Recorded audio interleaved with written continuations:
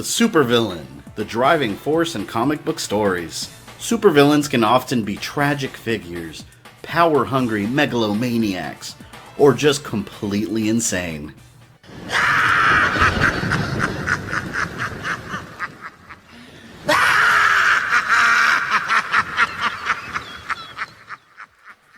Whether the superhero or the supervillain came first is a question that can be debated forever, but they are opposite sides of the same coin.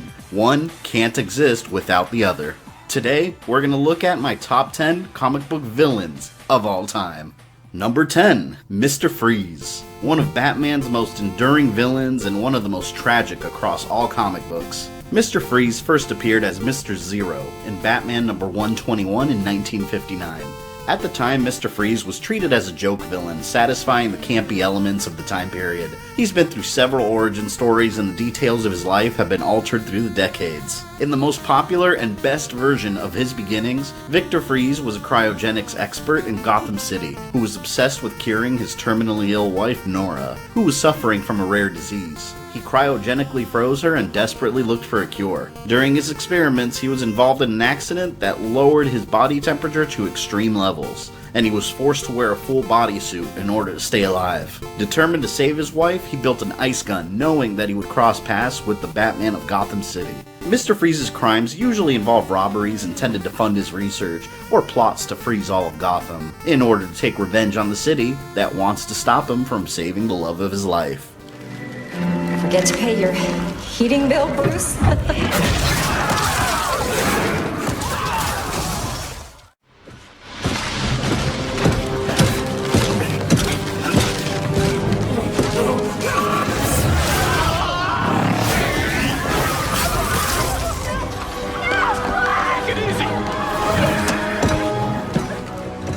Mr. Freeze is the definition of a villain that isn't necessarily evil.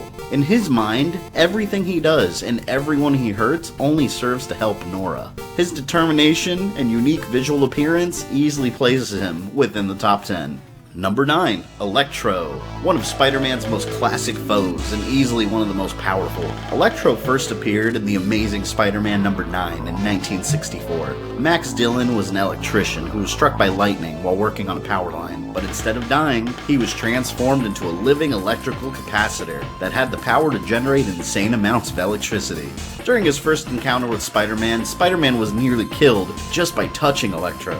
He has a huge range of powers, including the ability to shoot lightning from his hands and absorb electricity from power sources, causing blackouts across New York City multiple times. When he's fully charged, he becomes superhumanly strong and fast, but becomes extremely sensitive to anything that can short-circuit him, such as water. Electro has been a regular headache for Spider-Man, and he has forced him to think of creative ways to beat him, such as spraying him with a hose while wearing rubber gloves, or building an electricity-resistant suit. Over time, Electro has only become a bigger threat, regularly being part of the collective team of supervillains known as the Sinister Six. And at one point, he even freed an entire prison full of supervillains by draining all the power from the facility. He's also learned to increase his powers to the point where he can create electrical fields around himself that can vaporize water before it can touch him. He can manipulate the electrical currents inside the human brain in order to create intense pain, and he can even travel through electrical currents, becoming a living thunderbolt.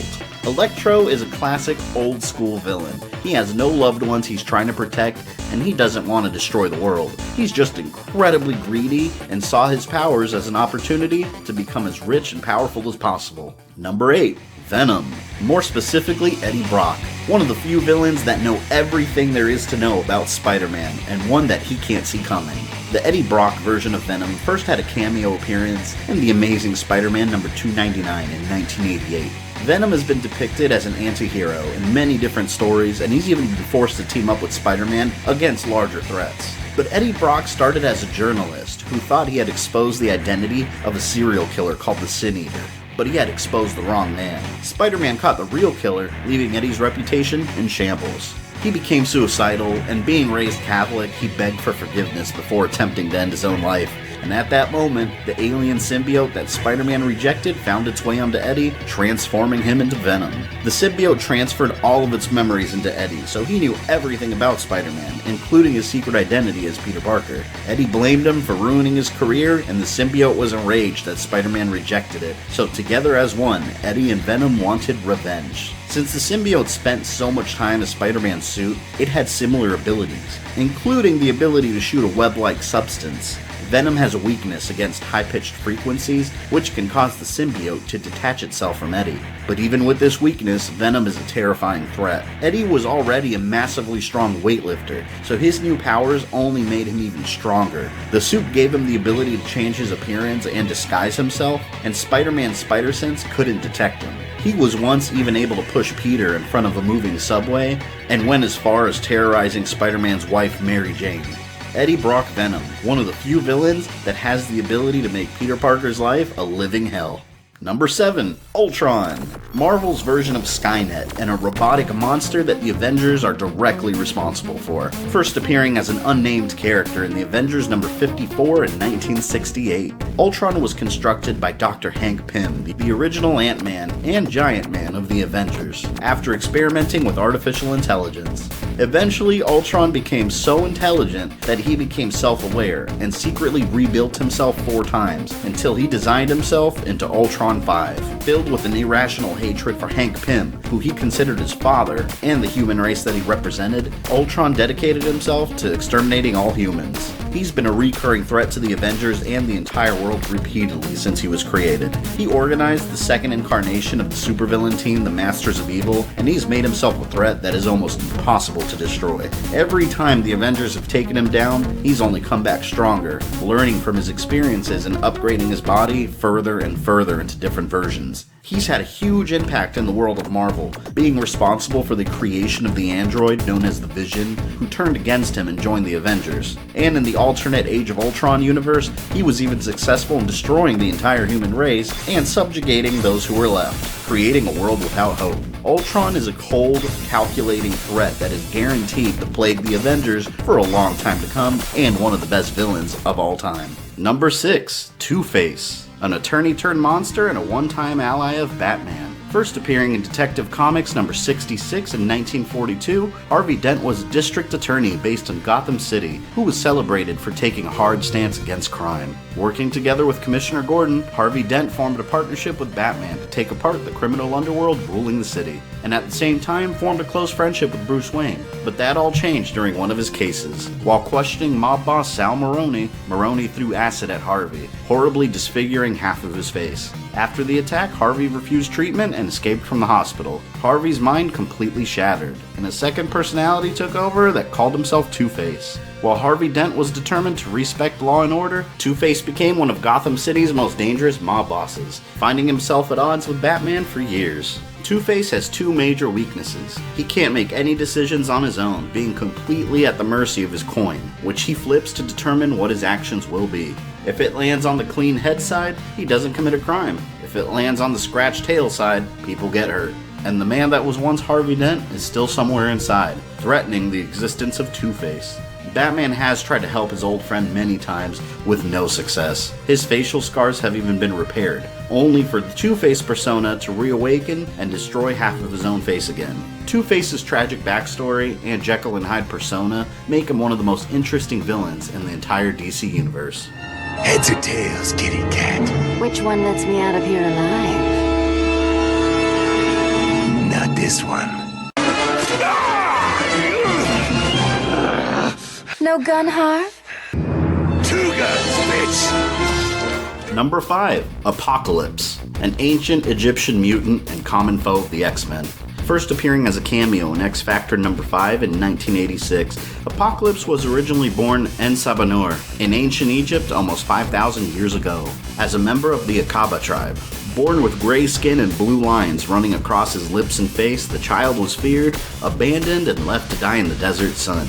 A band of raiders known as the Sandstormers slaughtered the Akaba tribe and found the baby. Their leader, Baal of the Crimson Sands, recognized the power in the child and raised him as a fierce warrior. Eventually, Ensabanor would rename himself Apocalypse and live through the centuries posing as different gods and being worshipped by several civilizations. He lived by the philosophy of survival of the fittest and has been a major force throughout several events in history, always in the background waiting for his opportunity to dominate the strong. He faced off against the mighty Thor almost 1,000 years before he joined the Avengers. In the 1800s, he transformed a British scientist into the superhuman being Mr. Sinister, and before the turn of the century, he even fought and defeated Count Dracula. Apocalypse has almost limitless powers. He eventually becomes successful in dominating the world of the far future, and even an alternate universe where Professor X never formed the X-Men, known as the Age of Apocalypse. He was also solely responsible behind the painful transformation of the X-Man Angel into his Horseman of Death, Archangel, a villain that has such an effect on the world as a whole, before and after the Age of Superheroes, guarantees a spot in the top 10. Number 4, Scarecrow.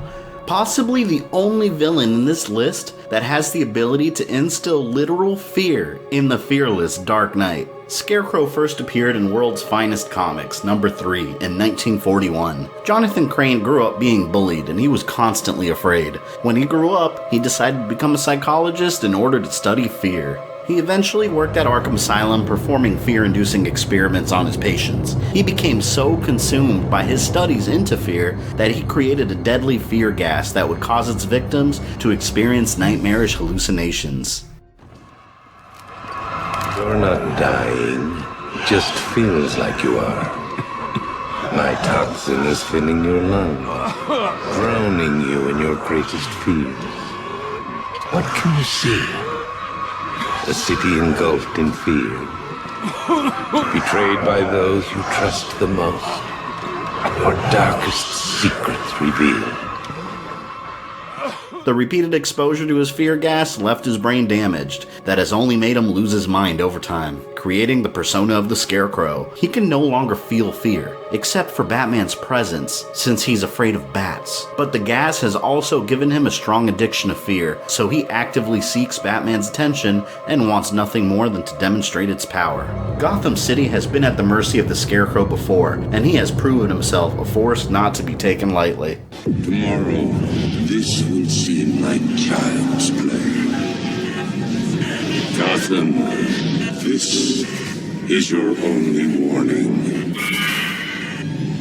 Number 3, Atrocitus, the leader of the Red Lantern Corps and a man powered by an endless amount of rage. Atrocitus first appeared in Green Lantern number 25 in 2007. Originally known as Atros, he was a man living a peaceful life with his wife and young daughter, until the Manhunters appeared. The Manhunters were a peacekeeping force created by the Guardians before they created the Green Lanterns, which malfunctioned and massacred all life in that sector of space. Atros watched as his family was incinerated by the Manhunters right in front of him. He was one of only 5 beings that survived the destruction of their homes. Atros took the name Atrocitus and organized the other survivors into a terrorist group called the Five Inversions. Eventually, the Guardians defeated the group and they were imprisoned on the planet Ismalt. The Green Lantern Abin Sur freed Atrocitus in an effort to stop a universe-ending prophecy from happening, but Atrocitus killed him, unknowingly guaranteeing that Hal Jordan would become a Green Lantern. Still filled with hatred and rage, Atrocitus returned to Ismalt and killed the other 4 members of his group and forged a Red Lantern of blood and rage.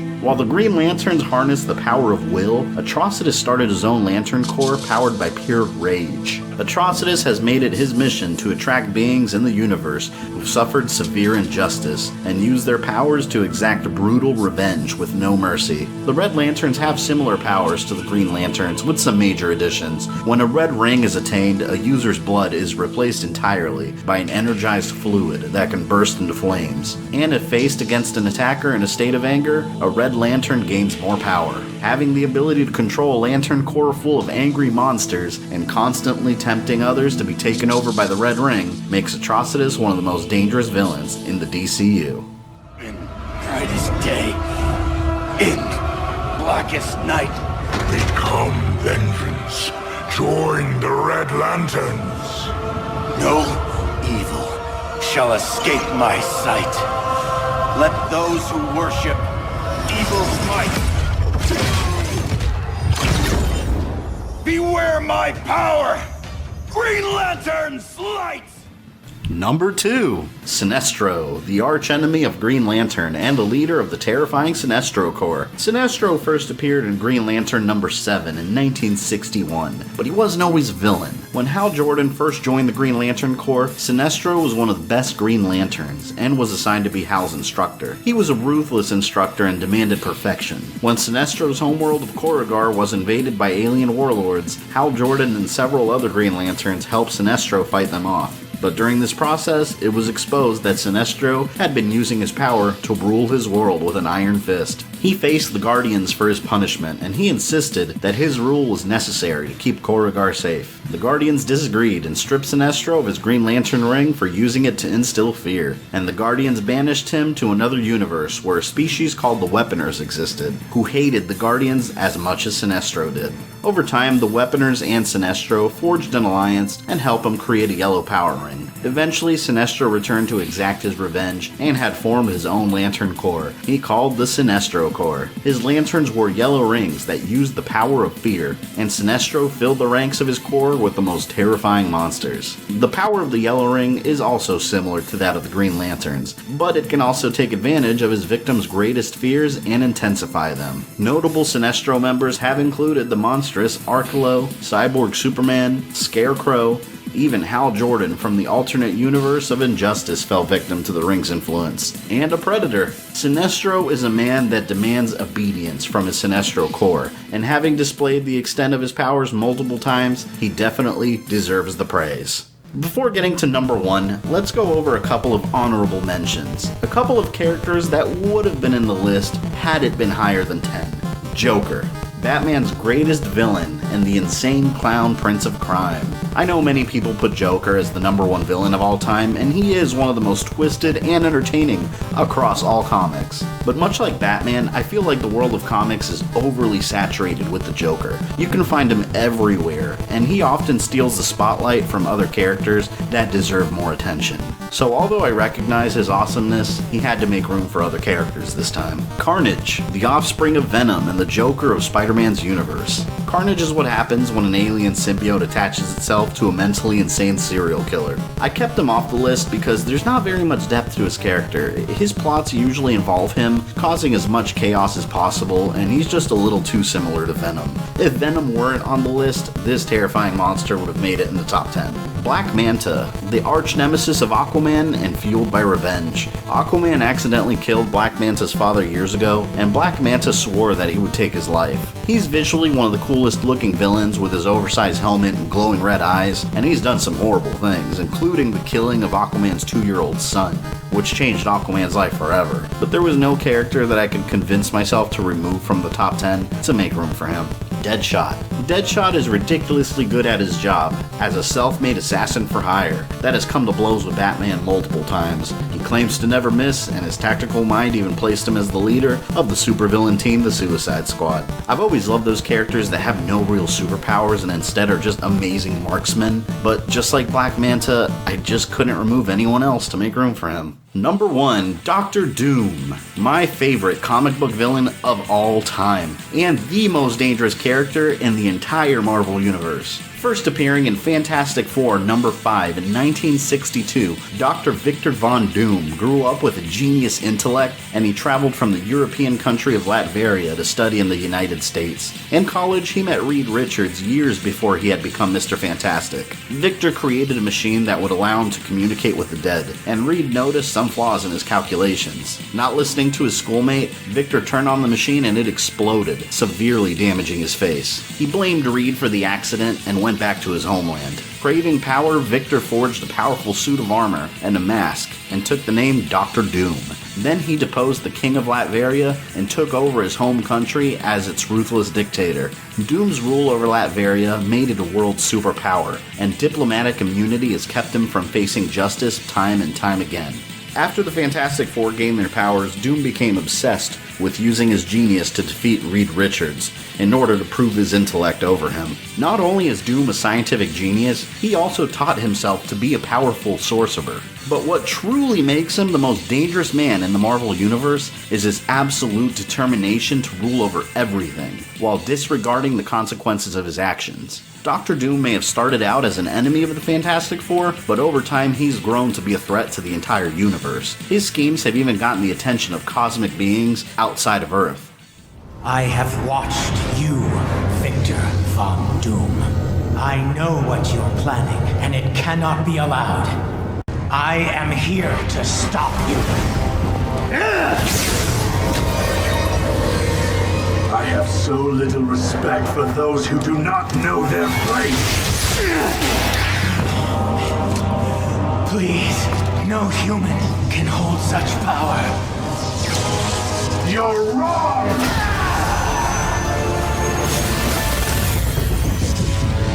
One can.